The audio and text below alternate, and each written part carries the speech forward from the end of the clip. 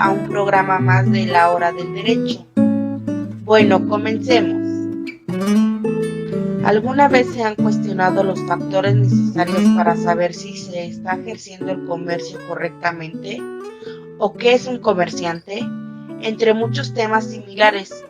Bueno, nos da mucho gusto que nos vuelvan a escuchar y así poder compartir estos y otros temas de derecho con ustedes. En esta ocasión hablaremos sobre las generalidades del derecho mercantil y de igual forma iremos abordando diversos temas, como lo son su concepto, que se podrían denominar como un conjunto de reglas, normas y leyes que rigen las relaciones de los comerciantes. Además, hablaremos sobre la evolución histórica que ha tenido hasta su actualidad. De igual forma, hablaremos de lo que son los actos de comercio, que se podrían describir como una manifestación de la voluntad del hombre con el propósito de producir consecuencias jurídicas. Así como también mencionaremos a los sujetos del derecho mercantil, siendo estos las personas morales y físicas. A continuación les presentaremos más a detalle estos temas, pero primero conozcamos a quienes nos acompañan el día de hoy, así que adelante, preséntense. Hola, muy buenos días, mi nombre es Matías, gracias por invitarme a ser partícipe de este proyecto. Me siento muy contento de estar aquí y poder realizar este podcast con todos ustedes. Hola, me alegra mucho estar aquí con ustedes. Mi nombre es Andrea. Hola, buen día a todos. Mi nombre es Miriam y es un placer estar en este programa y compartir estos grandes temas que tenemos preparados. Hola, ¿qué tal? Mi nombre es David y me da gusto estar aquí en este nuevo podcast. Ahora bien, iniciemos con el primer tema, el cual es el concepto y evolución histórica del derecho mercantil. Bueno, primero debemos saber que el derecho mercantil tiene por objeto regular las relaciones comerciales, y el comercio es entendido como el intercambio de bienes o servicios. Este tiene su origen. Exactamente. En un principio el intercambio tenía por objeto el consumo, pero con el paso del tiempo el trueque se hizo más complejo, de tal forma que el intercambio ya no solo tenía por objeto satisfacer unas necesidades básicas de alimento o vestido, sino que además podría realizar con propósito de obtener. Sí, también en Roma, hablando un poco más de su historia, a pesar de que podemos identificar normas que regulan ciertos aspectos muy específicos del comercio, en el derecho romano se regulaba el mandato como un contrato por medio del cual el mandatario actuaba a nombre del mandante por su propia cuenta, de tal forma que el mandatario queda obligado a responder con su patrimonio frente a terceros. Como recordaremos, la caída del Imperio Romano marcó el inicio de la Edad Media. Esta época se caracterizó por la confusión, la inseguridad y la violencia. El territorio europeo quedó fragmentado como consecuencia de las constantes invasiones de los bárbaros. El feudalismo surgió como una alternativa.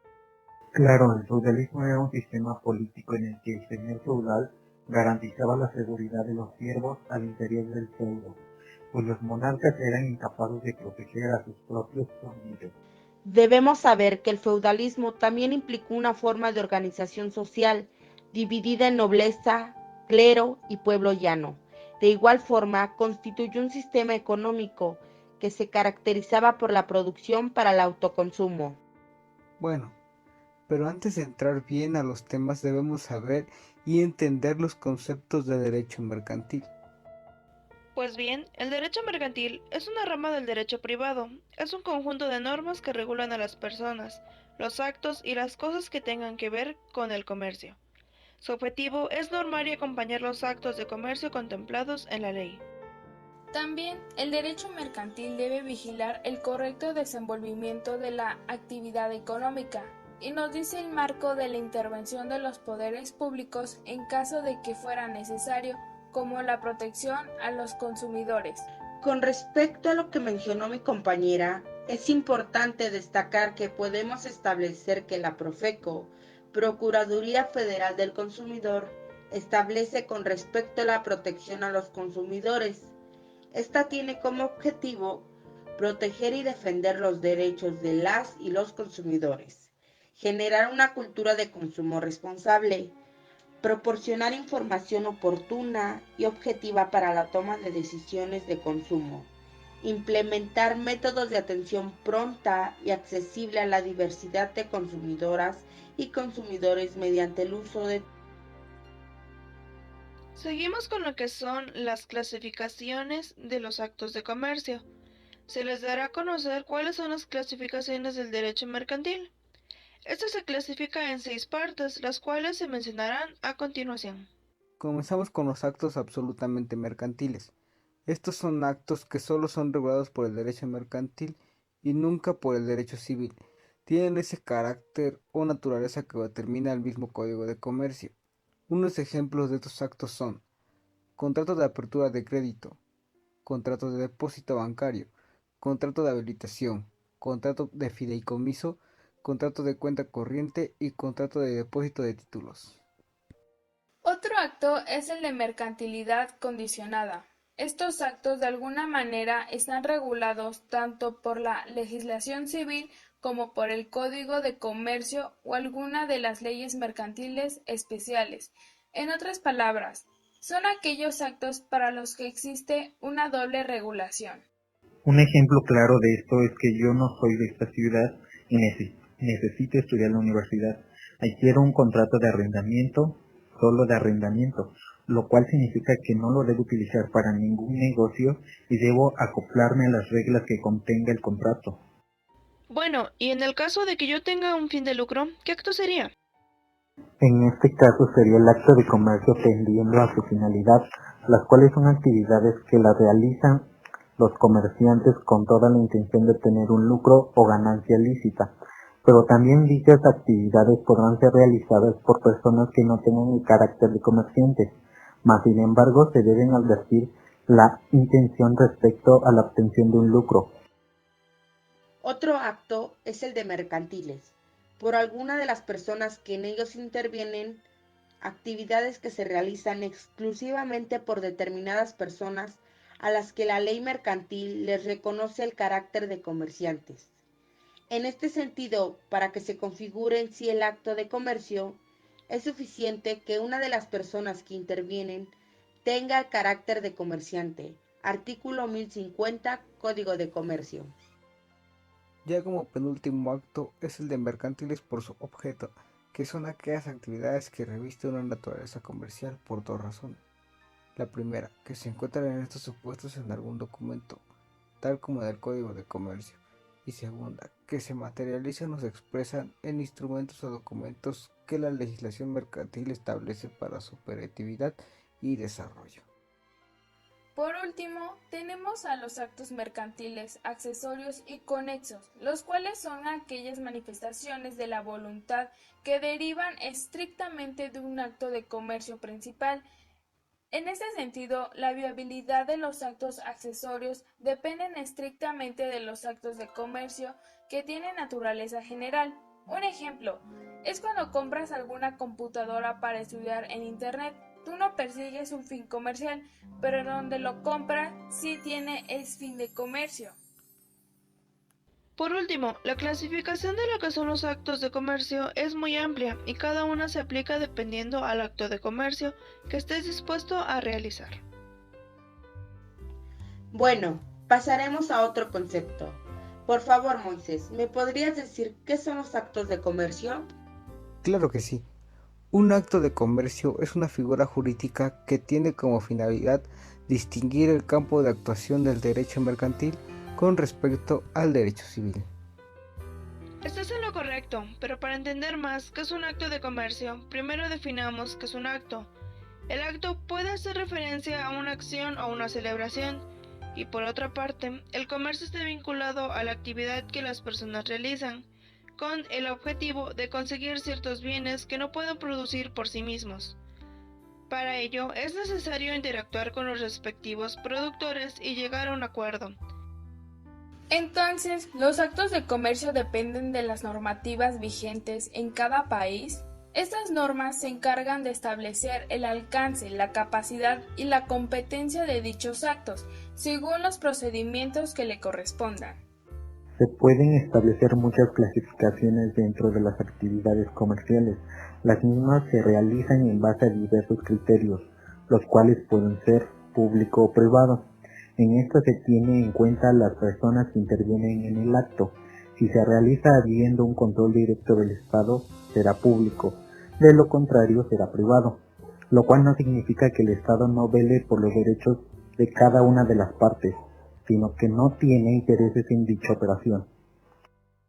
También al por mayor o menor, dependiendo del volumen del producto. Por ejemplo, el comerciante que tiene un negocio de venta de alimentos compra en grandes cantidades a un proveedor y luego venden en pequeñas cantidades a los particulares. Otro sería al contado o a crédito. Se tiene en cuenta la forma de pago con la que se realiza el intercambio. Si el que compra paga con dinero o cheque, se dice que pagará al contado, y si lo hace con tarjeta de crédito o pagaré, será crédito. Por último, lícito o ilícito. De acuerdo con grado de observación de las leyes vigentes de comercio, si no se respetan, se dice que es ilícito, y si lo hacen, será un acto comercial lícito y de importación o exportación, con respecto al lugar de procedencia del producto, sea del territorio nacional o del extranjero. Los elementos del acto de comercio son tres: sujeto, objeto y los actos. No pueden marchar solos y cada uno debe cumplir ciertas condiciones. Por ejemplo, sociedades comerciales. El sujeto nos dice que es el comerciante, persona natural o jurídica, que, bajo las condiciones de habitualidad, profesionalismo, matriculación y ánimo de lucro, realizan actividades de comercio. El objeto puede ser material o inmaterial, siendo este un bien. Bueno, aún vamos con Moisés de nuevo, que ahora nos hablará sobre los efectos en los actos de comercio. Adelante, Moisés, cuéntanos. Pues bien, los efectos en el acto de comercio tienen como fin producir consecuencias de derecho, es decir, en un acto de comercio se crean, modifican, transmiten, declaran o extinguen derechos y obligaciones entre comerciantes. Y dime, Moisés, ¿cuáles son las obligaciones que se producen entre los comerciantes? Se producirán las siguientes obligaciones con los comerciantes, las cuales son: dar, que el deber de conducta recae sobre el deudor que le impone la necesidad de desprenderse de un bien para entregárselo al acreedor, así se trate de transferirle el dominio o la simple tenencia de un bien, y en este caso el acreedor puede hacer uso de la fuerza para extinguir el cumplimiento. Hacer. En ese tipo de obligación no se utiliza la forma coactiva. Aquí lo que se busca es que el deudor cumpla personalmente con su obligación, porque lo que importa es la cualidad personal del deudor y no la ejecución por un tercero. No hacer. Aquí lo que importa es que el deudor omite de hacer una cosa y que no la haga. Si hace lo que está prohibido, corre por su cuenta todas las consecuencias de la cosa. Ok, muy bien. Con eso queda claro los efectos en los actos de comercio.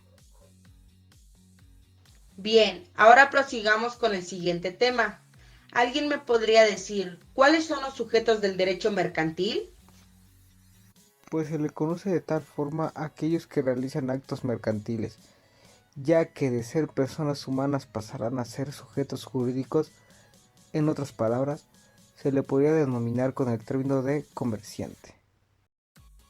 Basándose en el artículo 3 del Código de Comercio, se le considera comerciante a aquel individuo que cuenta con la capacidad legal de poder ejercer el comercio, haciendo de esta su ocupación, siendo así también aquellas sociedades constituidas con arreglo a las leyes mercantiles, al igual que a las entidades extranjeras que en el territorio nacional ejerzan actos de comercio. También es importante destacar que dentro de las personas que pueden ejercer el comercio, se les puede reconocer como personas físicas o morales, siendo estos los sujetos jurídicos. La persona física está constituida por un solo individuo o persona, y por otro lado, la persona moral es aquella constituida por dos o más personas, es decir, sociedades. Las personas físicas así como también las personas morales cuentan con atributos que los distinguen. En el caso de las personas físicas, estas pueden ser su nombre, domicilio, nacionalidad, estado civil y patrimonio. En el caso de las personas morales, estas cuentan con una razón o denominación social, domicilio, nacionalidad y patrimonio. Ahora procederemos a hablar específicamente de cada uno de estos atributos. En primer lugar, se encuentra el nombre o en todo caso la razón o denominación social, respectivamente. Las personas físicas cuentan con un nombre, el cual se forma con uno o más nombres propios y los apellidos.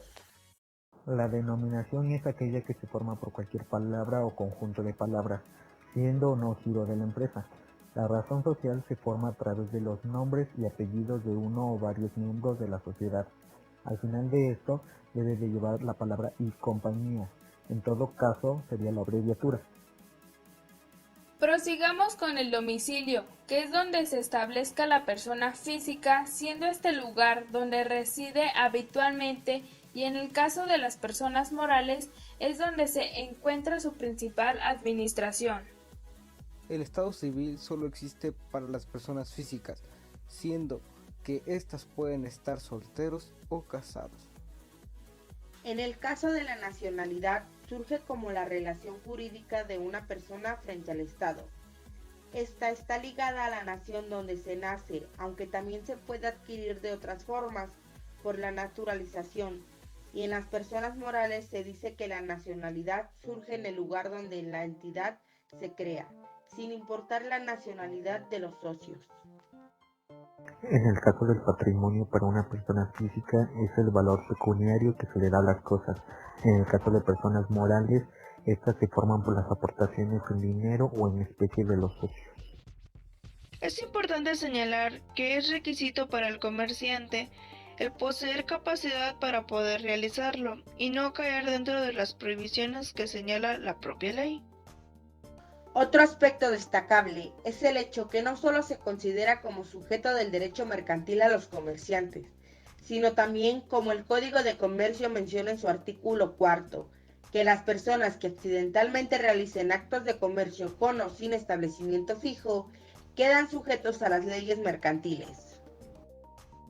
También se debe considerar que los sujetos deben regirse de acuerdo al artículo 75 del Código de Comercio, en el cual menciona aquello a lo que considera como un acto de comercio, como lo podría ser la compra y venta con el objetivo comercial para recibir un valor pecuniario. Con respecto a las obligaciones de los sujetos, se puede tomar en consideración el Código de Comercio, que señala en el título segundo de las obligaciones comunes a todos los que profesan el comercio, que nos dice que en el artículo 16 todos los comerciantes, por el hecho de serlo, están obligados a, el primer número fue derogado, segundo, a la inscripción en el registro público de comercio de los documentos cuyo tenor y autenticidad deban hacerse notorios. Tercero, a mantener un sistema de contabilidad conforme al artículo 33. Cuarto, a la reservación de la correspondencia que tenga relación con el giro del comerciante. Quedando claro lo anterior, ahora prosigamos con la capacidad de los sujetos. Sí, claro. Entendemos por capacidad de goce la facultad que tienen los individuos para ser sujetos de derechos y obligaciones. En cambio, la capacidad de ejercicio o de actuar es la facultad del sujeto para celebrar en nombre propio actos jurídicos, contraer y cumplir obligaciones, así como ejercitar acciones ante los tribunales. Bueno, para comenzar con este punto necesitamos entender qué es capacidad de goce y de ejercicio. ¿Alguien quisiera responder? Al respecto, se encuentra regulado en el artículo 5 del Código de Comercio lo siguiente. Toda persona que según las leyes comunes es hábil para contratar y obligarse, y quienes las mismas leyes no prohíben expresamente la profesión del comercio, tienen capacidad legal para ejercerlo. Quisiera opinar sobre el punto de capacidad de ejercicio. Esta requiere de capacidad de discernimiento de la persona para comprender las consecuencias de sus actos, o sea, diferenciar de lo malo y bueno que hacen. No haya sido declarada en estado de interdicción. Interdicción lo entendemos como prohibición o privación. Se encuentran en estado de interdicción los mayores de edad que están privados de discernimiento necesario para obligarse, como lo puede ser quien tiene síndrome de Down o Alzheimer, o bien quien producto de un accidente se encuentra en estado de coma. Podemos decir que son considerados legalmente comerciantes quienes tienen capacidad para hacerlo y quienes ejerzan el comercio. No es correcto afirmar que ejercer el comercio es lo mismo que realizar actos de comercio. Son puntos muy diferentes. Claro, como ejemplo señala que una persona puede librar cheques para el pago de sus deudas, lo que implica la realización de actos de comercio, mas no por ello implica necesariamente que sea comerciante. Bueno, aquí en la universidad los chicos que venden dulces en los pasillos están vendiendo productos y por ende reciben dinero, pero eso no los hace comerciantes. Ojo, sí lo hacen de manera cotidiana, pero no están registrados como tal. Para ser comerciantes debes cumplir ciertos requisitos. 1. Inscribir su actividad en el registro mercantil de las cámaras de comercio. 2. Inscribirse en el registro público de comercio. 3. Adquirir el número de identificación fiscal. 4. Contabilizar todos los negocios que realices. 5. Tener capacidad jurídica del ejercicio, que es un punto que ya hablaremos más adelante. 6. Ejercer de forma cotidiana los actos reputados de comercio. 7. Llenar los requisitos administrativos y legales para el ejercicio de dicha profesión. 8. Debe ser un producto jurídico, o sea, un producto permitido por la ley. Si no cumplen todos estos requisitos, la persona solo está haciendo actos de comercio, sin ser considerado comerciante. Claro, de manera ya coloquial nosotros lo tenemos en concepto de comerciante. Por otra parte, la capacidad en las personas físicas se pierden con la muerte. Se entiende como efectos de la muerte, de acuerdo con el artículo 1281 del Código Civil Federal. A. La cesación de la personalidad. B. La extinción de los derechos y obligaciones que dependan de la vida de la persona. C. La apertura de la sucesión hereditaria. Como lo hemos mencionado con anterioridad, en el supuesto de las personas morales, éstas adquieren la capacidad a partir de la inscripción en el registro público del acta constitutiva y la pierden con el acta de liquidación, igualmente inscritas ante dicho órgano. En cuanto a la incapacidad, esta se entiende como la falta de capacidad de ejercicio. Son considerados incapaces para ejercer el comercio las siguientes personas: los menores de edad no emancipados. Estos son aquellos menores de edad que no han contraído matrimonio y están sujetos a la patria potestad. También están los mayores de edad declarados en estados de interdicción.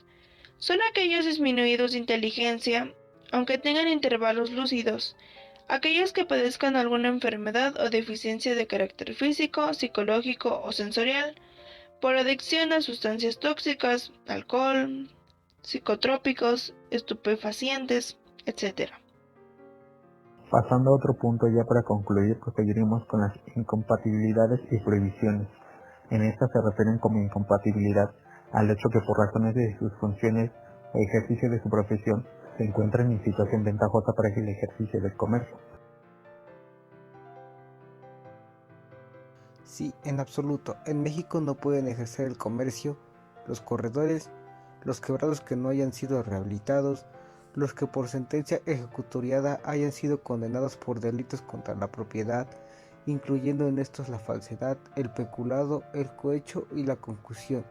La limitación a que se refiere la fracción anterior comenzará a surtir sus efectos a partir de que cause ejecutoria la sentencia respectiva y durará hasta que se cumpla con la condena. Las diferencias entre incapacidad, incompatibilidad y prohibición para ejercer el comercio consisten en que la incapacidad, como ya la señalamos, solo es de ejercicio, pues toda persona puede llegar a ser comerciante mediante sus representantes.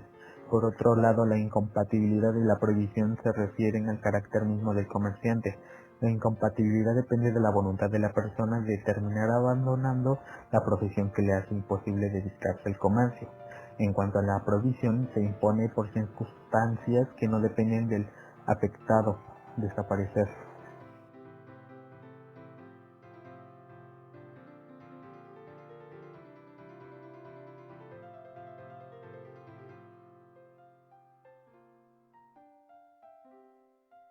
Es importante destacar este tema, puesto que comúnmente no se conocen términos como los mencionados anteriormente, además de que hay cuestiones de las que desconocemos y nos perjudica o beneficia quizás sin siquiera saberlo. Día a día, las personas realizamos continuamente actos de comercio, así que es importante saber sus características, la evolución que ha tenido, las leyes que lo regulan, así como también quiénes son los que intervienen en estos actos. Hay que destacar que la ley no es perfecta, siempre habrá contradicciones e irregularidades, así que es necesario conocerlo y entenderlo para poder llevarlo a cabo de una manera eficaz. Bueno, por último, mi opinión al respecto del tema. Todo lo expuesto nos lleva a plantearnos el poco valor que en ocasiones se le atribuye a esta rama del derecho, circunstancia que ciertamente refleja poco a la realidad. El derecho mercantil da cuenta de las normas que regulan a un aspecto fundamental de la economía. Ciertamente la calidad de las leyes que atañen a esta faceta puede significar una gran diferencia en lo que respecta al volumen de transacciones que se manejen, como asimismo a la posibilidad de atraer capitales con facilidad desde el exterior. Creo que es claro que debemos saber sobre el derecho mercantil, ya que es algo que se vive día a día. El comercio nunca tendrá fin, por lo que debemos estar siempre enterados sobre las cosas más relevantes que pasan en nuestro país, ya que a veces ignoramos este tipo de casos y nos pueden ocasionar problemas con la ley. Y bueno, sabemos que el derecho mercantil ha evolucionado a la par del desarrollo socioeconómico, político y legislativo de los países a nivel mundial y tiene un fin de regular las normas del intercambio mercantil. Como hemos dicho en temas anteriores, sabemos que es muy importante conocer el derecho mercantil, ya que ésta regula las actividades económicas del comercio y a los propios comerciantes. Entonces sabemos que el derecho mercantil es muy útil para el desarrollo económico, social de los países debido a la fiscalización en la producción e intermediación de bienes y servicios fundamentales para así amparar a los comerciantes y regularizando sus actividades.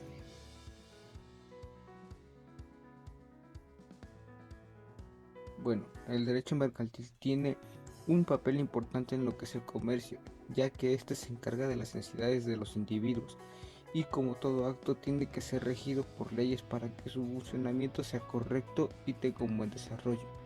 Esto se hace para evitar la corrupción y el delito económico, al poner reglas claras y normativas para la realización de todo acto comercial, pero no siempre es así. Cada uno lo realiza de acuerdo a sus beneficios, y si es necesario corromper las leyes o reglas, el individuo lo hará.